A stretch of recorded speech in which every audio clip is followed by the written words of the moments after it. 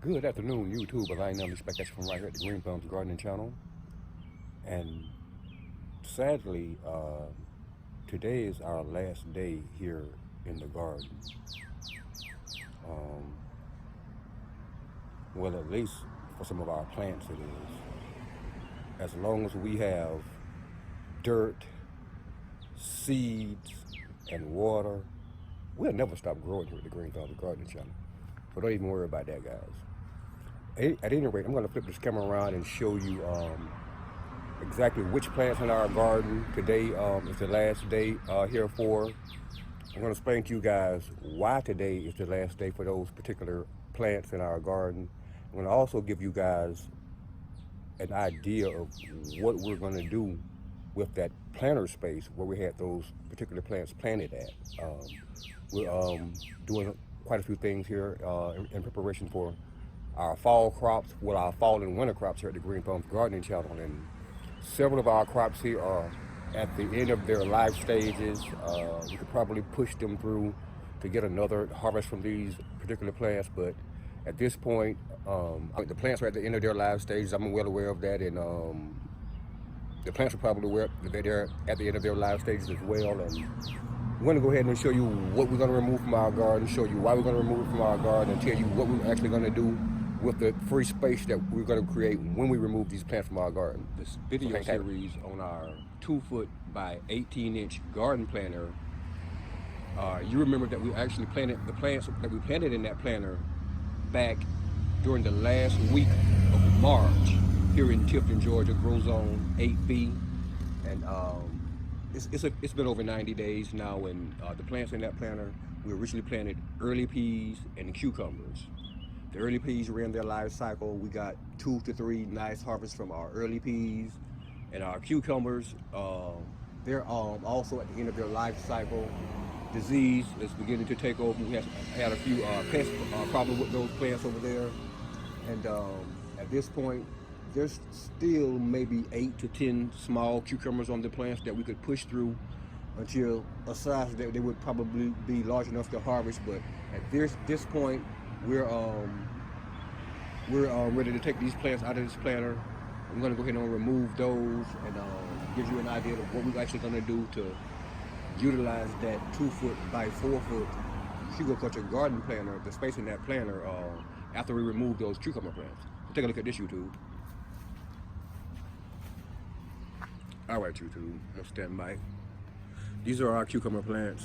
As you can see, they look much different than they did in all of our previous video uploads. I came through the other day. I did one final harvest from these plants, and I did a major prune back on these plants. All total, we've harvested about 42 cucumbers from this 2-foot by 18-inch culture garden planter. And for this to be an experimental planting for us here in Tifton, Georgia, planting these cucumbers and growing them in this way in such a small planter. As you can see, if you look down here at the bottom, we have 4 plants right there, 3 right there, that's 7, 3 right there, that's 10, and 4 over there. That's a total of 14 cucumber plants in this 2-foot by 18-inch culture garden planter. And we originally had 8 early pea plants planted here in the front. So that's quite a few plants here in such a small space. And for both the early peas to have actually produced quite well here in the front row, and for the cucumbers to actually have given us a harvest of a total of about 42 cucumbers during their life cycle, we think that was quite fantastic. And we will grow cucumbers again next year, again using the culture method. Probably not here in this location, in another location here in our yard somewhere in a different planter. But we will grow them again next year using this same culture method and the trellis system. But at any rate, I'm going to show you that there are indeed quite a few blossoms still on these plants. There are indeed quite a few cucumbers in several various stages of development. And some of these cucumbers we could probably push through to, another week or so, 2 weeks, to give them enough time to develop to a large enough size to harvest. But at this point, as you can see, we've got the downy mildew on our leaves. It's not on just one or two of them or a few of them. It's on the majority of the leaves on these plants. We have, if you look close, you can see that powdery mildew beginning to develop on these plants. We had issues with vine borers on these plants. I'm going to show you an instance of that here somewhere I saw earlier today. Oh, it's here on the end of this vine here. Vine borers got into the tip of this vine here.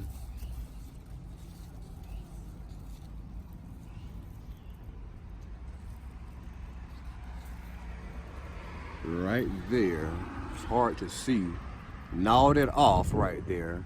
They got in there and gnawed off the tip, laid an egg in there. The borer was in there just doing its thing, and that actually prevented these vines from continuing to grow in this direction. Not that I would have wanted them all over there on top of my tomato plants, but that actually stopped the growth of the vines coming this way. And as you can see, we have that same downy mildew and powdery mildew even on the newer growth. So again, at this point, at this stage, there are close to a dozen cucumbers on these plants that I could probably push through another 2 weeks, but at this point, I'm just pretty much done with these cucumber plants. I know that they're at the end of their life cycle, and we're gonna go ahead and remove these plants from this planter at this time, and we'll bring you guys back in a few minutes and show you what this planter looks like with the vines completely removed, and we'll give you an idea of what we're gonna do and with this planter and how we're going to utilize the space in this planter once we remove the cucumber plants from this planter. So hang tight. All right, guys, we're back, and this is what our 2-foot by 18-inch cucumber garden planter looks like after we remove our cucumber plants from the planter. Wow, looks a lot different over there, don't it? Another thing that we want to show you guys is this. I'm going to show you just what happened with the root system with these plants in this type of a planter, and why we were able to grow successfully so many plants in such a small confined space and have them produce a decent amount of fruit despite the fact. Now I'm trying to take my hands and remove try to remove some of the mulch, but what you're gonna notice is I remove just this thin layer of mulch. Immediately what you're gonna notice is that the majority of what you see here is roots. The majority of everything beneath this mulch is roots. The roots are all out here, all in the front. The roots from these plants back here.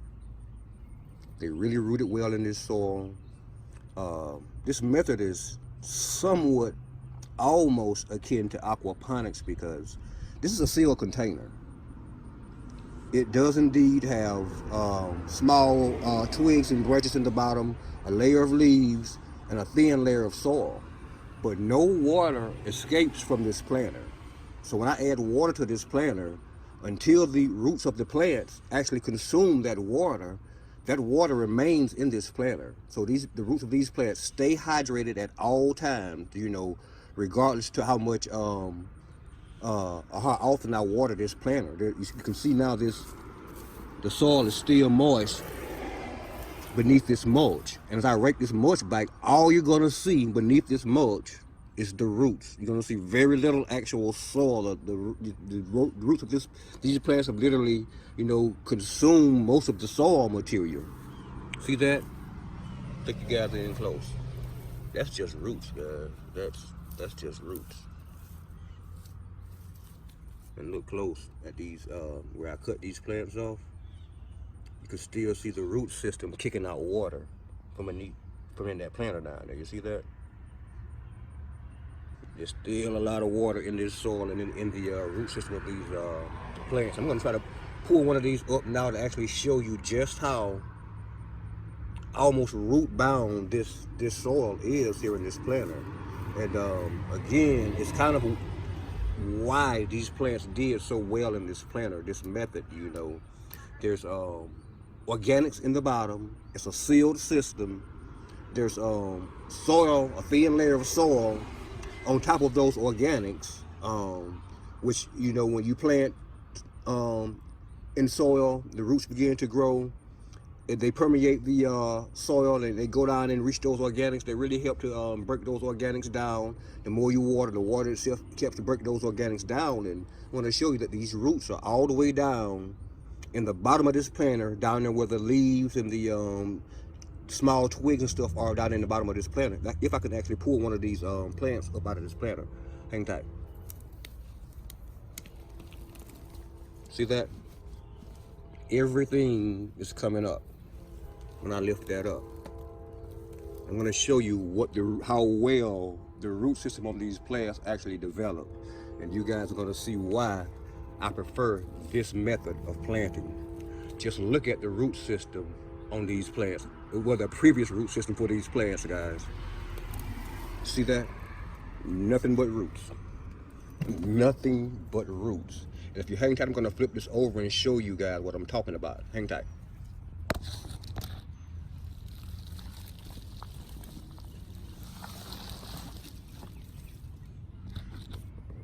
Now, this is why I prefer this method of planting. Again, it's really kind of similar in a way, akin in a way to aquaponics, because this is a sealed container. No water escapes this container. When I put water in this container, it stays in this container until the root system of the plants actually consume it. And as you can see, you can't even really see the twigs, the branches, the layer of leaves. You can't even really see that any longer in this planter, because the roots completely consumed it all. And that's why I was able to grow in this planter 22 plants successfully in a 2-foot by 18-inch hugelkultur garden planter. I will be planting something else in this planter, probably, you know, something, a cool weather crop.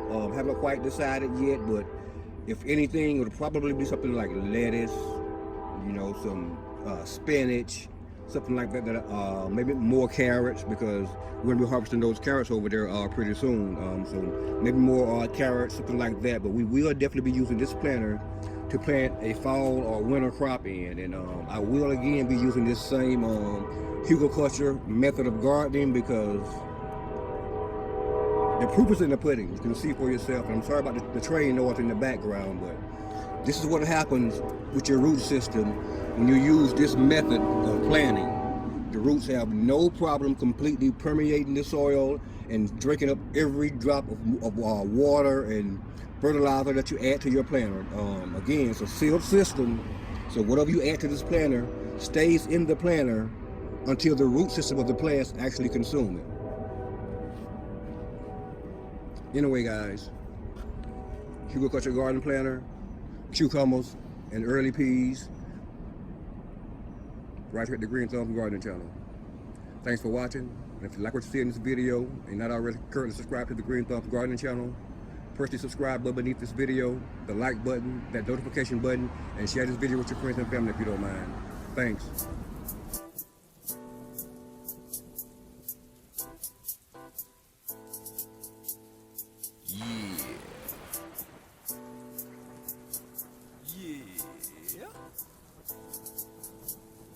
Yeah, I remember how we used to get it in late night, making love and putting dope in the wind.